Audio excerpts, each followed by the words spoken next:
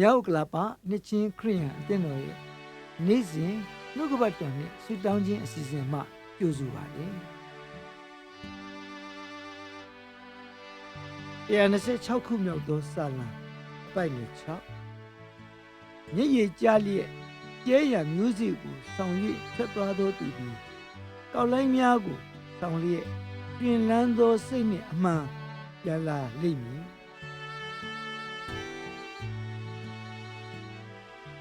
ကျွန်တော်တို့ဤဖဘုရားသခင်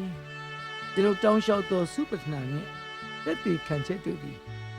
ကျွန်တော်ဤဝမ်းနည်းခြင်းပြေကွဲခြင်းများမှဝမ်းမြောက်ခြင်းဖြစ်စေတော်မူမည်အကြောင်း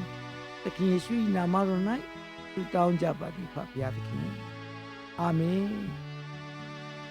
ထာဝရဘုရားသည်သင်ကိုကောင်းကြီးပေး၍တောင်းမတော်မူပါစေသောထာဝရဘုရားသည်